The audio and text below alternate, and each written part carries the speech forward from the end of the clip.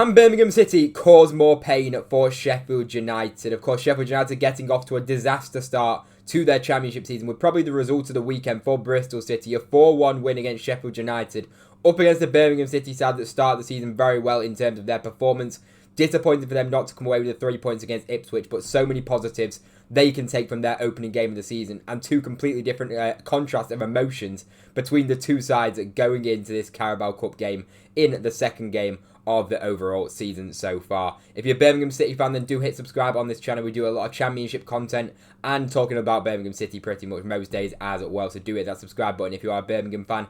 And if you're a Sheffield United fan as well, do hit subscribe as well, because we talk about your team basically every single day as well, and talk about the championship in general. So do hit that subscribe button, it'd be very greatly appreciated. Also, so drop a like if you do want to enjoy the video. By the way, the game is actually on ITV4 as well, which is interesting. So if you can't watch the game on Sky Sports, the game is on ITV apparently, which is, I mean, I didn't even realise Carabao Cup games were on, or EFL Cup games were on ITV, but that must be a new thing this season. But as I say, Birmingham City going up against Sheffield United. This is going to be a very interesting game. Of course, we're going to be expecting very much rotated sides. And we'll just start off with Sheffield United quickly by talking about them. Of course, got off to a complete disaster start against Bristol City. Now, don't get me wrong, the scoreline maybe flattered Bristol City, but at the same time here, Bristol City on the counter-attack could have maybe had another goal or two if they were a little bit more clinical in their moments. But they were also very clinical in terms of 5 shots on target, 4 goals. They really did put Sheffield United to the sword and were so clinical on the counter-attack. I was so impressed with that front three, with Emil Rees running in behind, really keeping kind of the defenders occupied throughout the game, as well as that have then given space to players like Scott Twine, to Mehmeti. You've got so much quality in possession of the ball and ball striking and finishing as shown in that game, and Scott Twine scoring an unbelievable free kick with Ross McCrory at right wing back. Bristol City were absolutely electric, and as I say, Sheffield United was so disappointing, but you can't take anything away from that Bristol City performance. I was so impressed with them, and honestly, I think a lot of people were surprised them. I think a lot of people kind of, after last season, obviously getting into the playoffs and getting smashed by Sheffield United in the playoffs last season, by the way, as well.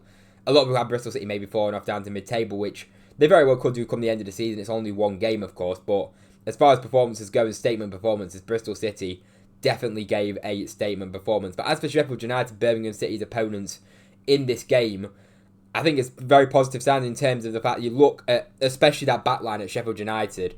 Now, as I say, Birmingham will definitely play a rotated team, and Sheffield United will probably be rotating as well.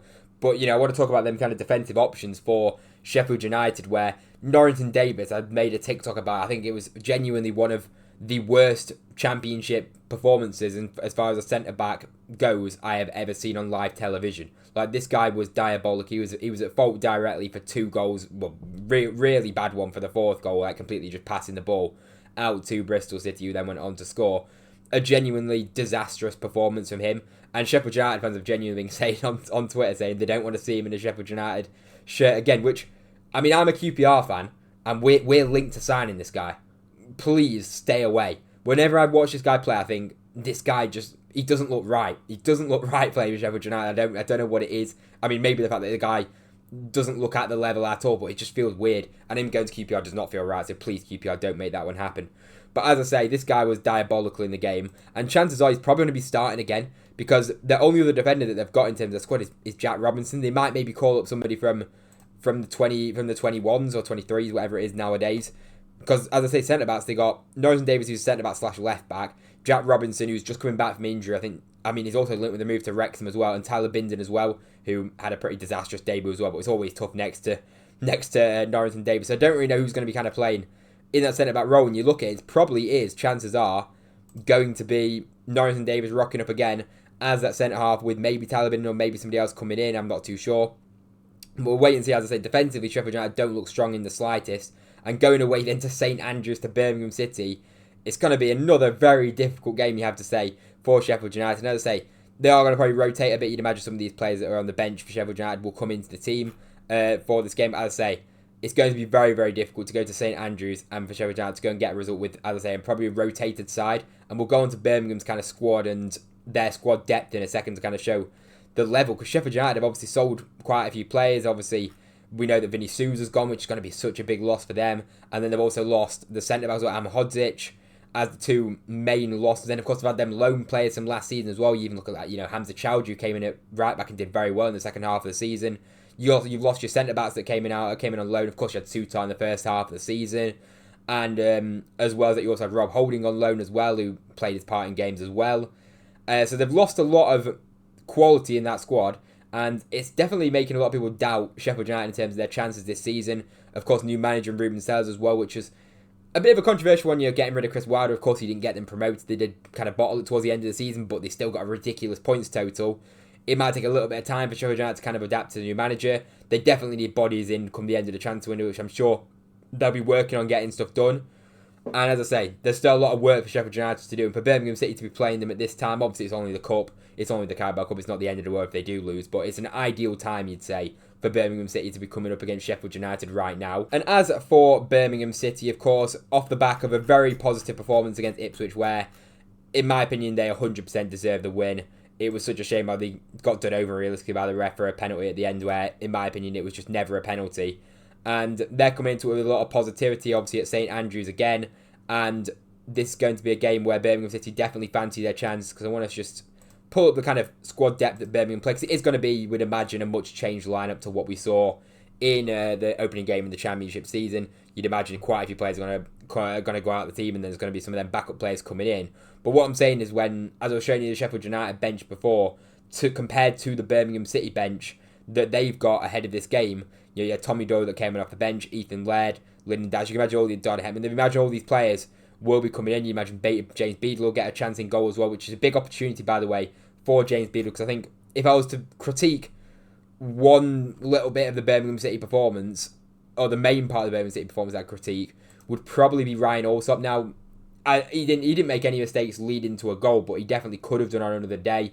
A couple of times with his distribution was a little bit questionable. He passed the ball once to Sammy Schmoditz, who had a chance, and a couple of other times where he looked a little bit shaky in possession. Now, as I say, in the Championship, I said this in my video before speaking about Birmingham, I think against lesser opposition, like Birmingham were up against Ipswich, they're up against like the team that's meant to be at the top of the league come the end of the season, and they obviously are going to press quite a lot more than what, you know, most teams in the Championship will go to St Andrews and kind of play. But there's obviously games away from home for Randolph. It's going to be kind of have more moments like that.